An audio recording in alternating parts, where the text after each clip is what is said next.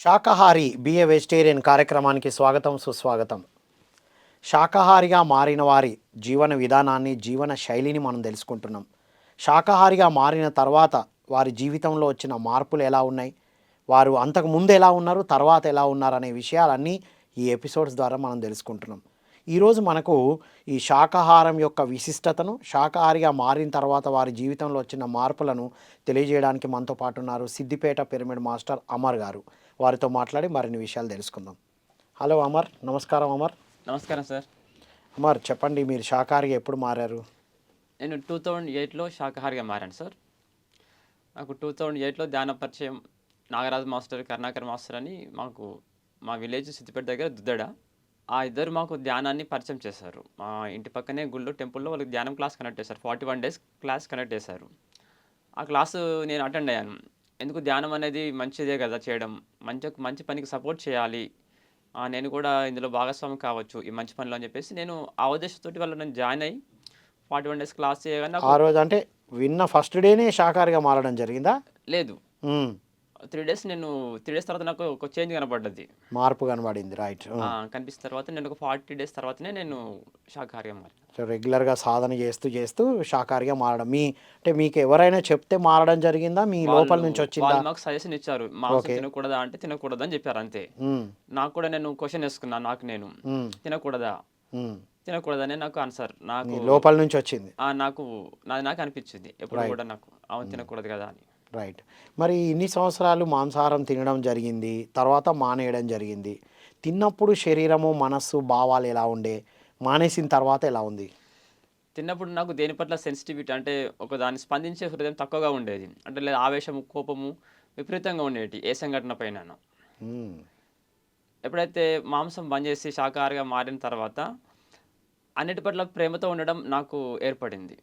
Okay, ప్రేమతత్వం పెరిగింది. అందరితోటి, ప్రతి మొక్కతోటి, జంతువుతోటి, మా ప్రతి ఇంట్లో కుటుంబ సభ్యులతోటి అందరితోటిగా చాలా ఉల్లాసంగా ఉండడం మరియు ఫ్రెండ్లీగా ఉండడం నాకు అలవాటైంది. ఓకే, అది నాలో తెలియని ఆనందం కలుగుతూ ఉంది. దాంతో మీలో మార్పు గమనించిందా కుటుంబ సభ్యులు? గమనించి మారిన వాళ్ళు ఉన్నారా? మా ఇంట్లో మాతో పాటు మా అమ్మ, మా తమ్ముడు కూడా ధ్యానం చేశారు, మా చెల్లి కూడా ధ్యానం చేశారు. అప్పుడు నా 41 days క్లాసులో వాళ్ళు కూడా ధ్యానం చేశారు. వాళ్ళు కూడా అప్పుడు మారారు మంచిగా. వాళ్ళు మా ఇంట్లో నాకే అద్భుతంగా అనిపించేది. మా ఇల్లు ఎప్పుడు అంత ఆనందంగా లేదు అప్పుడు. మాంసాహారం తిన్నప్పుడు ఆనందంగా లేదు అంటే మామూలుగా ఉండేవాళ్ళం అంతే. తర్వాత ఎందుకో హ్యాపీనెస్, అందరూ కలిసి మెలిసి మాట్లాడుకోవడం, ఉల్లాసంగా మాట్లాడుకోవడం మా ఇంట్లో నాకు కనబడ్డది. అంతకుముందు ఎప్పుడు నాకు ఆ సంఘటన కనపడలేదు. సో కుటుంబంలో కూడా ఆనందం పెరిగింది శాకాహారిగా మారడం వల్ల. పెరిగింది. సో అమర్, మరి శాకాహారమే ఎందుకు తినాలి? సరే, వద్దనిపించింది, మానేయడం, మార్పులు అయితే గమనించాం. అసలు ఎందుకు శాకాహారం తినొద్దని అనిపించింది? ఎందుకు? దానివల్ల ఏంటి సైంటిఫిక్ రీజన్ ఏమైనా ఉందా? సైంటిఫిక్ రీజన్ సైన్స్లో చెప్పేది సార్. మన శరీరము, మానవ శరీరం పూర్తి శాకాహారానికి నిర్మితమైనటువంటి శరీరం. మాంసాహారం తీసుకునే శరీరం కాదు ఇది. సైన్స్ చెప్పేది, మనకు బయాలజికల్ సైన్స్ చదువుకున్న ఎవరైనా సరే వాళ్ళు చెప్పగలుగుతారు, పూర్తి చదువుకున్నవారు. మనకు WHO కూడా అది చెప్తా ఉంది, వాళ్ళ ఆర్గనైజేషన్. మానవ శరీరానికి మాంసం సరికాదని. ఓకే. సో మనం అది చాలామంది తెలియక, ఎక్కువ మంది అంటే వంశపారంపర్యంగా వాళ్ళ తాతలు, తండ్రులు వాళ్ళు తింటారు, వీళ్ళు కూడా దానికి అలవాటు ఆహారమే అనుకుంటారు అంతే. సో ఇక్కడ తెలియనితనం ఒకటి తెలిసి కూడా అలవాటును మార్చుకోలేక, అలవాటు మార్చుకోవడం మనసు అలవాటు ఒప్పించలేక, మారలేక, దాన్ని ఒకటి. దీనికి సొల్యూషన్ ఏంటంటే ధ్యానం అనేది బెస్ట్గా ఉపయోగపడుతుంది. ధ్యానం చేయగలిగితే త్వరగా మనము. ఇది చెప్పండి అమర్, శాకాహారం వలన శరీరానికి, మనస్సుకి, భావాలకి ఎలాంటి లాభాలు ఉంటాయి? సార్, శాకాహారం వల్ల మన శరీరం తేలికగా ఉంటుంది. రైట్. అంటే అనారోగ్యానికి 100% గురి కాకుండా ఉండగలుగుతాం. అనవసరమైన అనారోగ్యాలు చిన్న మనం అనుకుంటున్నాం ఏంటంటే అనారోగ్యాలు కూడా కామన్ అనుకుంటున్నాం. మనిషి శరీరానికి అనారోగ్యం కామన్ కానే కాదు. శరీరం ఆరోగ్యంగా ఉంటుంది, 100% ఆరోగ్యంగా ఉండడం కామన్, అనారోగ్యం కామన్ అనుకుంటారు. ఇప్పుడు ఆరోగ్యంగా ఉండడమే కామన్ కాదు. కడుపు నొప్పి కామన్, హెడేక్ కామన్ అని అనుకుంటారు. నేను ఎప్పుడైతే ధ్యానం చేస్తానో 2008 నుంచి నాకు ఇటువంటి చిన్న చిన్న సమస్యలు అంతా ముందు ఉండేటి. రైట్. ఆ తర్వాత ఎప్పుడు వాటి మర్చిపోయాను, అవి ఎలా ఉంటాయో కూడా ఇప్పుడు గుర్తు తెచ్చుకోవడం ఉంటే. సో ఫస్ట్ శారీరక ఆరోగ్యం ఉంటుంది, నెక్స్ట్ మానసిక ఆరోగ్యం, మనసు కూడా ఆరోగ్యంగా ఉంటుంది. అనవసరమైనటువంటి ఒత్తిడికి గురి కాము. చాలా ఈజీగా మనం వాటి నుంచి అధిగమించగలం. అంటే ఓకే. వాటి గురి కానే కాము. ఒకవేళ వచ్చినా గానీ కాసేపటికి మళ్ళీ మనం మన స్థితిలో మనం ఉండగలం. హ్యాపీగా ఉండగలం. రైట్. భావాల మీద కూడా ఇంపాక్ట్ ఉంటుందా తప్పకుండా సార్. శాకాహారము కానీ? తప్పకుండా ఉంటుంది. ఎలాంటి భావాలు ఉంటాయి శాకాహారంతో?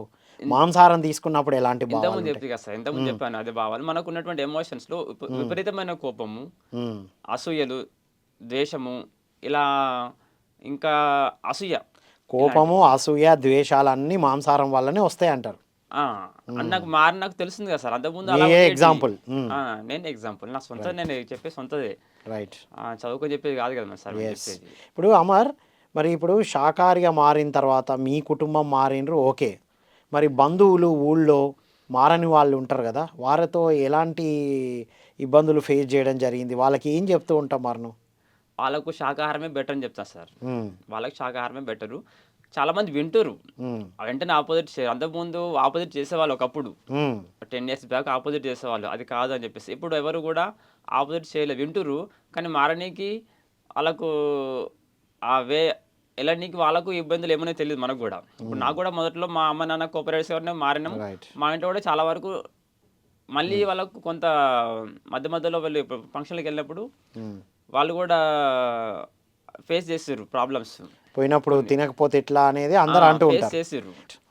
సరే, శాకాహారం వల్ల ఇన్ని లాభాలు ఉన్నాయి మీ అనుభవంలోనే వచ్చింది, రైట్. ఇప్పుడు కూడా చాలామంది మాంసాహారమే ఆరోగ్యం వస్తుంది, బలం వస్తుంది అంటున్నారు. ముఖ్యంగా యువతలో బలం రావాలంటే, ప్రోటీన్స్ రావాలంటే, కండలు పెరగాలంటే మాంసాహారమే తీసుకోవాలంటున్నారు. దానికి మీ సమాధానం ఏంటి? మీ అనుభవ జ్ఞానం ఏంటి? సార్ మాంసాహారం అనేది మన ఆహారం కాదు మొట్టమొదటి పాయింట్. సో మాంసాహారం వల్ల బలం వస్తుంది అనుకోవడం పొరపాటు. మాంసాహారం హత్యతో సమానం. అంటే ఇన్‌స్టాల్‌మెంట్ సూసైడ్. అంటే రోజు రోజుకు చంపుకోవడం లాంటిది మన శరీరాన్ని మనమే. Instalment suicide. వావ్. మ్మ్. అలాంటిది అది. మనకు అది విషంతో సమానం నిజానికి. మ్మ్. మనం అనుకుంటున్నాం దానివల్ల లాభము అని. సో మనకు శాకాహారం వల్లనే ఎక్కువ మనకు ఆరోగ్యాన్ని చేకూర్చేటివి ఉన్నాయి. మాంసాహారం వల్ల మనకు అనేక రకాల జబ్బులు వస్తున్నాయి. మనం చూస్తూనే ఉన్నాం పేపర్‌లలో, టీవీలలో కూడా డాక్టర్లు కూడా చాలామంది చెప్తున్నారు ఈ మధ్య కాలంలో. ముఖ్యంగా కిడ్నీ జబ్బులని, మ్మ్. గుండెకు సంబంధించిన జబ్బులు. ఓకే. ఈ 2 రకాల జబ్బులు ఎక్కువగా మాంసాహారం వల్ల వచ్చే అవకాశం ఉంది. మళ్ళీ క్యాన్సర్ ఆల్సో. మ్మ్. శారీరక అనారోగ్యాలకు కారణమవుతుంది. మనసు మీద ఇంపాక్ట్ ఉంటుందా? భావాల మీద ఉంటుందా? తప్పకుండా సార్. చేసే పని మీద కూడా ఉంటుందా? జేసే అన్ వేసే మన్. మనం తీసుకునే ఆహారం బట్టి మన మ్మ్. మనసు ఉంటుంది. మనసు నిర్మితమై ఉంటుంది. మనం తీసుకునే ఆహారం బట్టి శరీరం కాకుండా మన మనస్సు కూడా నిర్మితమై ఉంటుంది. రైట్. సో అందువల్ల ఖచ్చితంగా మనం తీసుకునే ఆహారం మన యొక్క భావాల మీద ఎఫెక్ట్ ఉంటుంది తప్పనిసరిగా. మ్మ్. అందువల్ల మనం మాంసాహారం మానేయాల్సి ఉంటుంది. శాకాహారం తీసుకోవాల్సి ఉంటుంది. రైట్. ఇప్పుడు పని చేసే విధానం, మీరు ఏదో ఒక వృత్తిలో ఉన్నారు కదా, శాకాహారిగా మారిన తర్వాత ఆ వృత్తి పని పట్ల ధ్యాస ఎలా ఉంది? మాంసాహారం తీసుకున్నప్పుడు ఎలా ఉంది? అంతకుముందు నేను టీచింగ్ చేయాలంటే కూడా భయపడేవాడిని కాస్త. మ్మ్.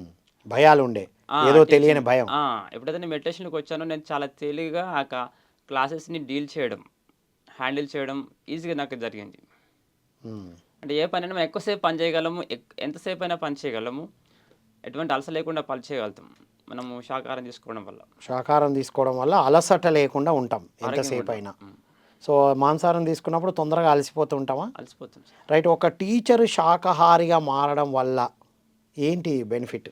టీచర్ మారడం వల్ల ఆ యొక్క తన కుటుంబంతో పాటు తన విద్యార్థులు, వాళ్ళ ఫ్యామిలీస్ అందరూ మారే అవకాశం ఎక్కువగా ఉంటుంది.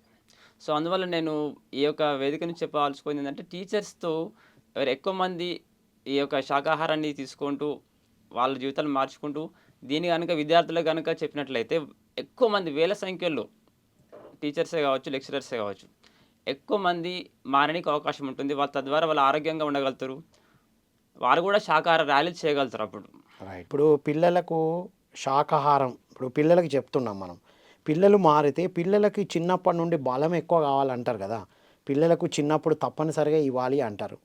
సో పిల్లలు శాకాహారులుగా మారడం వల్ల ఏంటి అడ్వాంటేజ్? మాంసాహారం పిల్లలకి ఇవ్వడం వల్ల ఏం నష్టాలు అవుతాయి అంటారు? యాజ్ ఎ టీచర్గా చెప్పండి. పిల్లలకు శాకాహారం ఇవ్వడం వాళ్ళలో మానసికంగా ఎదగగలుగుతారు వాళ్ళు. మానసిక ఎదుగుదల లోపిస్తుంది. మాంసాహారం తీసుకోవడం వల్ల నాకు తెలిసినంత వరకు మానసికంగా వాళ్ళ ఎదుగుదల మనమే అడ్డుకుంటున్నట్లు లెక్క. సో ఎప్పుడైతే శాకాహారం తీసుకుంటే అమృతాహారం. అది వాళ్ళలో ఉత్సాహాన్ని నింపుతూ ఉంటుంది, కొత్త కొత్త ఆలోచన శక్తిని ఇస్తూ ఉంటుంది. మీ స్టూడెంట్స్లో ఉన్నారా కొంతమంది శాకాహారులు, శాకాహారులుగా కొంతమంది మారిన వాళ్ళు మాంసాహారు ఉన్నారు. శాకాహారులుగా మారిన వాళ్ళు ఉన్నారా శాకాహార పిల్లలు? ఉన్నారు. సో ఆ స్టడీస్లో ఎలా ఉన్నారు? అప్పుడు ఎలా ఉన్నారు, ఇప్పుడు ఎలా ఉన్నారు? స్టడీస్‌లో కాకుండా వాళ్ళ ప్రవర్తనలో మార్పు వస్తుంది సార్. ప్రవర్తనలో. అంతకుముందు వాళ్ళు దురుసుగా ప్రవర్తించేటువంటి స్టూడెంట్స్ కూడా మ్మ్. ఇప్పుడు సౌమ్యంగా ప్రవర్తించేటువంటి విద్యార్థులుగా మారారు. ఓ వండర్ఫుల్. అది మేము టీచర్‌లకు మేము గమనిస్తాం. వాళ్ళకి అర్థం అవుతుందో మాకు తెలీదు. వాళ్ళకి తెలీదు. ఓకే. కానీ మాకు అర్థమవుతుంది. యాజ్ ఎ టీచర్‌గా మా యొక్క ప్రిన్సిపల్ మేడం గాని, ప్రిన్సిపల్ సార్‌గా మేడమ్స్ గాని మిగతా అందరూ కూడా గమనిస్తూ ఉంటారు. చేంజ్ అయితే ఉంది పిల్లల లోపల. చేంజ్ ఖచ్చితంగా ఉంటుంది సార్. కొంతమంది పిల్లలు అదే ఆహారం ఇంపార్టెంట్ అని మొండిగా ఉంటారు, నేను మారను అంటారు. అలాంటి వాళ్ళకి ఏం చెప్తారు మీరు? ఏమైనా ఎక్స్ప్లెయిన్ చేస్తారు? ఇంపార్టెన్స్ ఎట్లా చెప్తారు? సైంటిఫిక్‌గానే చెప్తాను సార్. ఎలా? ఏది మన ఆహారము, మన శరీరము శాకాహారం కోసం నిర్మితమైంది. మనం ఇంత ఎగ్జాంపుల్ చెప్తా ఉంటాం. మనం పెట్రోల్ బండిలో పెట్రోలే పోయాలి నాన్న, డీజిల్ పోస్తే అది ఎలా నడుస్తుంది? మన శరీరము శాకాహారంకు నిర్మితమైనటువంటిది. అంటే మన డైజెస్టివ్ సిస్టమ్ డైజెస్టివ్ సిస్టమ్ అనేది శాకాహారం కోసం నిర్మితమైనది. అందులో మాంసాహారం వేస్తే అది ఖరాబ్ అవుతూ ఉంటుంది శరీరం. సో ఈ ఎగ్జాంపుల్స్, ఇలాంటి ఎగ్జాంపుల్స్ చాలా చెప్తా ఉంటాను. అట్ ద సేమ్ టైం మనకు తెలుగులో కూడా చాలామంది మనకు కవులు చెప్పారు.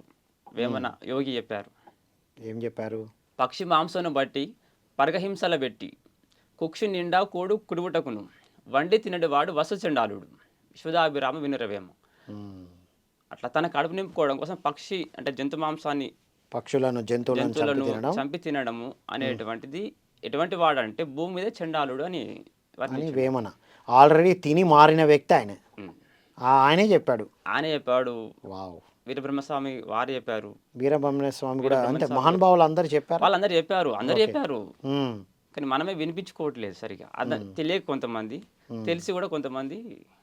మరి ఇంత సైన్స్ అండ్ టెక్నాలజీ పెరిగినా కూడా ఎందుకు ఈ మాంసాహారానికి అంత ఇంపార్టెన్స్ ఇస్తున్నారా అంటారు? పీజీలు, డిగ్రీలు చదువుకున్నప్పుడు కూడా వీటి మీద సరైన అవగాహన కల్పించలేకపోయినాం మనం. అది క్వాలిఫికేషనే కదా, చదువు అనబడదు. అది క్వాలిఫికేషన్. ఎడ్యుకేషన్ ఎట్లయితుంది? ఆ ఎడ్యుకేషన్లో ఇటువంటి విషయాలను మనం అందులో యాడ్ చేయలేకపోయినాం. ఈ పద్యం మామూలుగా చెప్పొచ్చు, వాళ్ళ బుక్లలో కూడా నింపితే వాళ్ళకి అర్థమవుతుంది. అప్పుడు చిన్నప్పుడే ఇది పద్యం యాడ్ చేస్తే వాళ్ళకు అర్థమైపోతుంది. ఇప్పుడు మీరు చెప్పిన పద్యం ఉంది, కానీ ఆ పద్యంలో మీనింగ్ ఎవరు చెప్పారు మనకి? అదే చెప్పలేదు. కానీ చిన్నప్పుడు పద్యం నేర్చుకుని పెద్ద తర్వాత తెలుస్తుంది కదా సార్. అది కానీ ఆ మీనింగ్ తెలిస్తే ఆటోమేటిక్గా ఆచరిస్తారు. చిన్నపిల్లల దగ్గర నుండే ఈ శాస్త్రం ఉండాలి, శాకాహార శాస్త్రం ఉండాలి. అప్పుడు వాళ్ళకి ఖచ్చితంగా అందరూ సమాజం అంతా మారగలుగుతుంది. విద్యార్థులలో ముఖ్యంగా పాఠశాలలు, కాలేజీలలో ఈ యొక్క మార్పు అనేది వచ్చింది అనుకోండి, ఈ యొక్క శాకాహార పరిచయం జరిగింది అనుకోండి, చాలా వేగంగా ఈ యొక్క మార్పు అనేది సాధ్యమవుతుంది. సో పిల్లల నుంచే అందియాలి ఇది. ఇప్పుడు మాంసాహారం వల్ల, జంతు బలుల వల్ల, మాంసాహారం వల్ల శరీరానికి నష్టం, జంతు బలుల వలన పర్యావరణానికి కూడా ఏమైనా నష్టాలు ఉంటాయంటారా? చాలా నష్టం ఉంది సార్. మనకు పేపర్లలో ఆర్టికల్స్లో ప్రతి డైలీ వస్తూనే ఉంటాయి వీటిపైన. శాకాహారం మనకు సరిపోకపోవడానికి కారణం జంతు బలులే. జంతు బలులు చేయడం వల్ల జంతువుల వల్ల ఎక్కువగా వాటర్ అవసరం అవుతుంది. వాటర్ ఎక్కువ కన్జంప్షన్ అవుతుంది, వినియోగిస్తూ ఉండాల్సి వస్తుంది మనం. ఒకటి పర్యావరణాన్ని కూడా వాటి చంపడం వల్ల పర్యావరణానికి హానికరమైన రసాయనాలు విడుదలవుతూ ఉంటాయి. ఓకే. సో ఈ విధంగా కూడా మనం పర్యావరణానికి హాని చేస్తూ ఉన్నాం. జంతువును చంపడం వల్ల రసాయనాలన్నీ పర్యావరణంలోకి వస్తున్నాయి. మనకు కావాల్సిన వాటర్, ఫుడ్ ఐటమ్స్ అటు ఎక్కువ వెళ్ళిపోతున్నాయి. మనం పెంచడం వల్ల మనకు కావాల్సినటువంటి వాటర్ సోర్సెస్ అన్ని వాటికి ఎక్కువగా అవసరం పడుతుంది. ఫుడ్ కూడా వాటికి ఎక్కువ వినియోగించాల్సి వస్తుంది. అందువల్ల మనకు ఆహారం కొరత ఏర్పడుతుంది. మరి ఆహారం కొరత ఏర్పడుతుంది అంటున్నారు, రైటే. కొంతమంది మనం మాంసాహారం తినకపోతే, జంతువులను తినకపోతే మరి జంతువులు బాగా పెరిగిపోతాయి కదా, అవి ప్రమాదం కదా అంటూ ఉంటారు. అన్ని బ్యాలెన్స్ ఉండగలుగుతాయి. నాకు అవగాహన ప్రకారం అన్ని బ్యాలెన్స్గా ఉంటాయి. కాకపోతే మనం ఆహారం కోసం మనం పెంచుతున్నాం కాబట్టి ప్రత్యేకించి అది అక్కడ పెరగడం అనేది జరుగుతుంది. తినడం కోసం పెంచుతున్నాం, లేకపోతే ఎన్ని ఉండాలో అన్నీ ఉంటాయంటారా? Okay, right. ఇప్పుడు ఓకే, జంతు బలులు చెప్పారు, శాకాహారం ఇంపార్టెంట్ చెప్పారు. ఓకే, మరి గుడ్డు శాకాహారం కదా, ఎగ్ శాకాహారం కాబట్టి ఎగ్టేరియన్ నేను అని చెప్తారు గ్రేట్గా. మరి ఎగ్ శాకాహారమా మాంసాహారమా? సార్ శాకాహారం అంటే చెట్టు నుంచి శాఖల నుంచి వచ్చేది ఆహారం శాకాహారం. అవును.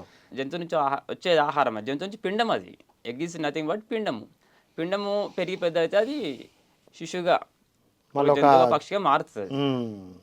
రైట్. కాబట్టి మాంసాహారమే. మాంసాహారమే. పక్షి నుంచి వచ్చేది ఎగ్గు మాంసాహారము. ఖచ్చితంగా మాంసాహారం అది. రైట్. శాకాహారం అనే భ్రమతో తింటున్నారు అందరూ. భ్రమతో కాదు. భ్రమ వాళ్ళకి వాళ్ళే కల్పించుకుంటారు అది. అంతే. వండర్ఫుల్. ఇంకా చెప్పండి శాకాహారం వల్ల లాభాలు ఏంటివి? శాకాహారం వల్ల పూర్తి స్థాయి మానసిక ఆరోగ్యము, శారీరక ఆరోగ్యం ఇంతకుముందు చెప్పుకున్నట్టుగా ఎక్కువ ఉత్సాహంగా ఉండగలుగుతాం. ఎక్కువగా మనకు సంబంధించినటువంటి పనులన్నీ హాయిగా చేసుకోగలుగుతాము. ఈ ప్రకృతికి మేలు చేసిన వాళ్ళం అవుతాము. శాకాహార ర్యాలీల వల్ల ఎలాంటి ప్రభావం ఉంటుంది? శాకాహారం ర్యాలీల వల్ల ఇంతకుముందు మాంసము తినకూడదు అనే తెలియని వాళ్ళు ఎంతోమంది ఉన్నారు. సో అందులో నేను కూడా ఒకరిని. సో ఎప్పుడైతే ఈ విషయము శాకాహార ర్యాలీల వల్ల కొన్ని వందల వేల మందికి ఎట్ ఏ టైం వెళ్తూ ఉంటుంది. ఇప్పుడు ఉన్నటువంటి మీడియా ద్వారా కావచ్చు, డైరెక్ట్ ర్యాలీ ద్వారా కూడా ఎక్కువ మందికి చేరుతూ ఉంటుంది.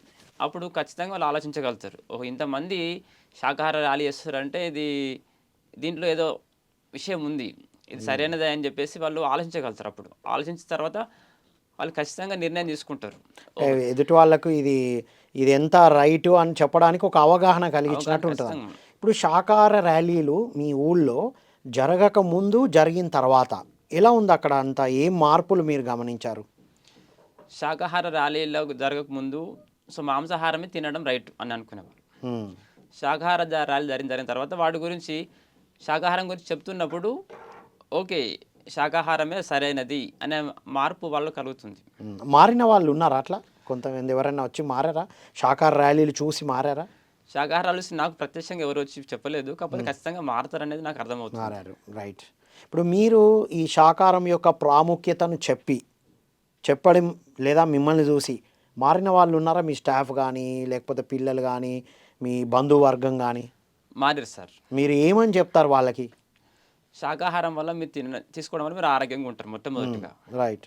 ఓకే, ఒకటే పాయింట్. మొట్టమొదటిసారి వాళ్ళకి కావాల్సింది ప్రాథమిక సూత్రం ఆరోగ్యంగా ఉంటారు.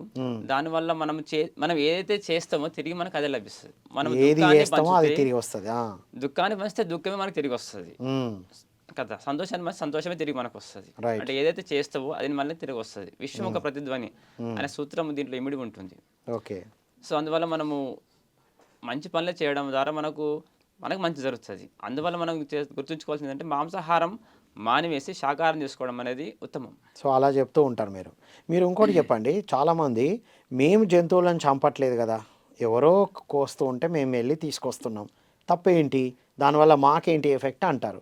వారికి మీ అండర్స్టాండింగ్ ఏంటి? తినేవాళ్ళు లేనప్పుడు వాళ్ళు అమరు చేయరు. సో ప్రత్యక్షంగా నువ్వు కారణం కాకపోవచ్చు, పరోక్షంగా మాత్రం నువ్వే కారణం, అంటే మనమే కారణం. సో పరోక్షంగా చేసినా ప్రత్యక్ష చేసినా దాని యొక్క ప్రభావం ఖచ్చితంగా మన మీద ఉంటుంది. కర్మ ప్రభావం అందరికీ ఉంటుందా? నాకు తెలిసినంత వరకు నా అవగాహన ఉంటుంది. కృష్ణ భగవాన్లు అదే చెప్పారు, అందరికీ ఉంటుందని. ప్రత్యక్షంగా. సో ప్రత్యక్షంగా కాకుండా పరోక్షంగా నువ్వే కారణం. తినడం వల్లనే వాళ్ళు కట్ చేస్తున్నారు. వాళ్ళకి నష్టం, మనకి నష్టం. మరి ఇప్పుడు అందరూ శాకాహారులుగా మారితే, టోటల్గా మారితే మరి ఆహార కొరత రాదా? మరి ఎట్లా రా సార్? రాదు. ఆహార కొరత వస్తుంది కదా, మరి ఇన్ని పంటలు ఇంతమందికి ఎట్లా అందిస్తామని అనే వాళ్ళకి మీ సమాధానం ఏంటి? మాంసాహారం తీసుకోవడం వల్ల ఈ కొరత వస్తుంది. వాటర్ కన్జంప్షన్ కానీ, ఫుడ్ వేస్టేజ్ అంతా కూడా అటువైపు వెళ్తుంది. మనం పండించిన పంటలన్నీ కూడా జంతువులకే పోతున్నాయి. ఆ గింజలు అవన్నీ వాటికి ఆహారం కోసం వెళ్తున్నాయి, ఎక్కువ మొత్తాలు వెళ్తున్నాయి. సో అదే కనుక మనమే తింటే మనకు సరిపోతుంది నిజానికి. రైట్. మిగులుతుంది. ఆ పెంచడం ఆపేస్తే ఇక్కడ నుంచి వెళ్ళేటి ఇక్కడే ఉండి ఇంకా మనం చక్కగా ఇంకా మిగులుతాయి మనకు, అప్పుడు ఇంకా అందుబాటులో ఉంటాయి మనకు ఆహారం అంతా. మరి యువతకి దీనివల్ల ప్రోటీన్ అనేది ఎక్కువగా దాంట్లోనే దొరుకుతుంది అంటారు కదా, మీ అండర్స్టాండింగ్ చెప్పండి ఒక టీచర్. ప్రోటీన్ అనేది దాంట్లో దొరుకుతుంది వాస్తవమే, కానీ అది మనకు చేసే మేలు కన్నా హానికరం ఎక్కువ ఉంటుంది. హానికరమైనది ఉంటుంది. ప్రోటీన్ అంటే మాంసకృతులు అంటారుగా. అవును. మాంసకృతులు అంటే కేవలం మాంసంలోనే ఉంటుందా? తప్పు సార్. మనకు కావాల్సిన అన్ని నట్స్లలో మ్యాక్సిమం ఉంటుంది. అన్ని నట్స్లలో తీసుకోవచ్చు. అది మన కోసం, మానవాళి కోసం ఉద్దేశించినటువంటి ఆ యొక్క విత్తనాలు కాబట్టి వాటి మనం తీసుకోవడం వల్ల మనం ఆరోగ్యంగా ఉంటాము, ఎటువంటి సైడ్ ఎఫెక్ట్ లేకుండా ఆరోగ్యంగా ఉండగలుగుతాము, మనకు కావాల్సిన ప్రోటీన్స్ మంచిగా అందుతాయి. మీరు అన్నారు శాకాహారం తీసుకోవాలి, మాంసాహారం జంతువులను చంపితే చంపబడతాం, ఏది ఇస్తే అది వస్తుందా అన్నారు. ఓకే. మరి శాఖ అంటే ఈ మొక్కల్లో కూడా ప్రాణం ఉంటుంది కదా, దాన్ని కూడా కోస్తున్నాం కదా, దానికి అది కూడా బాధపడుతుంది కదా అనే వాళ్ళకి మీ అండర్స్టాండింగ్ ఏంటి? సార్ మొక్క తల్లి లాంటిది. హ్మ్. అది మనకి ఇవ్వడానికి రెడీగా ఉంది. రైట్. దాన్ని మనం తీసుకుంటున్నాం. దాన్ని మొత్తం చెట్టుని మొత్తం కొట్టేసి చేయట్లేదు. చెట్టుని నరికేయట్లా. రైట్. నరికేయట్లే. ఒక పండు తింటున్నాం. హ్మ్. అది ఇంకా అనేక రకాలైనటువంటి విత్తనాలు ఇస్తా ఉంటుంది మళ్ళీ ఎప్పుడు మనం. రైట్. ఒక పండు తీసుకుంటే ఇంకో పండు వస్తుంది. ఒక పండు వస్తూ ఉంటుంది. మళ్ళీ ఆ పండు విత్తనాలు కూడా మనకు విత్తనాలు మళ్ళీ మొలుస్తూనే ఉంటాయి. అందులో ఉన్న విత్తనాలు రైట్. కొన్ని మనము సీడ్స్ లభిస్తూ ఉంటాయి విత్తనం పండ్లకి వెళ్ళి కూడా. రైట్. సో అందువల్ల వాటి యొక్క సంతతి ఆగిపోదు. హ్మ్. అవి మనకి ఇవ్వనికి రెడీగా ఉన్నాయి. అవి ఇవ్వనికి రెడీగా ఉన్నాయి కాబట్టి తీసుకోవడానికి మన సిద్ధంగా ఉండాలి. రైట్. అవి ఉన్నాయి మన కోసం ఇవ్వడానికే. ఇవ్వడానికి రెడీగా ఉన్నాయి అవి. సో మొత్తం మీద వాటి జీవాన్ని తీసేయట్లేదు అంటారు. అక్కడ జంతువుని జంతువునే తీసేస్తున్నాం. హ్మ్. నిర్దాక్షణ తీసేస్తున్నాం. ఓకే. తీసేటప్పుడు మనకు అనిపిస్తుంది, మనకు కూడా ఒక క్షణం ఆలోచించడం నాకు అనిపిస్తుంది, నేను ఏం చేస్తున్నా, నేను ఒక జంతువుని చంపుతున్నా, దాన్ని తింటున్నా. హ్మ్. జార్జ్ బెర్నార్డ్ చెప్తాడు, my stomach is not a burial ground. హ్మ్. ఓకే. నా కడుపు ఏమి శ్మశానం కాదు, నేను జంతువులను చంపిన జంతువులను తినడానికి. తీసుకొని నా కడుపులో వేసుకోవడం కోసం. ఓహో. అంటే మాంసాహారం తినడం అంటే మన కడుపుని శ్మశానం చేసుకున్నట్టు అని చెప్పాడు జార్జ్ బెర్నార్డ్ చెప్పాడు. సో ఇంకా మీరు చివరగా మన ప్రేక్షకులకు మీరు ఏం చెప్పాలనుకుంటున్నారు? సో అందరూ శాకాహారం మీద అవగాహన ఏర్పరచుకోవాలి, మాంసాహారం మీద అవగాహన ఏర్పరచుకోవాలి. అది మన ఆహారం కాదు అని, శాకాహారం మన ఆహారం అనే ఒక మంచి అవగాహన ఏర్పరచుకోగలిగితే వాళ్ళ జీవితాలు ఆరోగ్యంగా ఉంటాయి, ఆనందంగా ఉంటాయి. So at the same time వాళ్ళ పిల్లలకు కూడా, యూత్ కానీ, పేరెంట్స్ కానీ, టీచర్స్ కానీ, వారు మారచ్చు, వాళ్ళ తద్వారా వాళ్ళ పిల్లలు కూడా మారచ్చు. సో ఒక అందమైనటువంటి దేశ భవితాన్ని, ప్రపంచాన్ని మనము ఇవ్వగలం ఆ పిల్లల ద్వారా. మనం ఆ బాధ్యత మనపై ఉన్నది. Wonderful. Super Amar. Thank you so much. Thank you sir. ఇదండి ఈనాటి శాకాహారి బిఏ వెజిటేరియన్ విత్ అమర్. విన్నాం కదా, ఒక టీచర్గా తను మారినప్పుడు పిల్లలు కూడా మారడం అనేది, వారికి తెలిసిన వారు కూడా మారడం, శాకాహార ర్యాలీల వల్ల ఎంత ప్రభావం ఉంటుందో చెప్పారు. సో జంతు బలుల వల్ల ఎన్ని నష్టాలు పర్యావరణానికి. మనం జంతు ప్రేమికులందరూ కూడా, ఆరోగ్య ప్రేమికులందరూ కూడా మన శారీరక ఆరోగ్యానికి, మనం పర్యావరణ పరిరక్షణ కోసం మనం శాకాహారులుగా మారడం ఎంత ఇంపార్టెంటో తెలుసుకున్నాం వారి ద్వారా. మనం పిల్లలకి శాకాహారం యొక్క శాస్త్రం నేర్పించడం వల్ల నెక్స్ట్ జనరేషన్ అద్భుతంగా తీర్చిదిద్దొచ్చు. దేశానికి, ప్రపంచానికి కూడా ఉపయోగకరమైన విధంగా మనం తీర్చిదిద్దొచ్చనే ఒక అద్భుతమైన విషయం వారి ద్వారా విన్నాం. కాబట్టి మిత్రులారా, అందరం శాకాహారులుగా మారి ఆరోగ్యంగా, ఆనందంగా ఉండాలని కోరుకుంటూ మరో కార్యక్రమంలో మళ్ళీ కలుద్దాం. అంతవరకు సెలవు. Thank you all.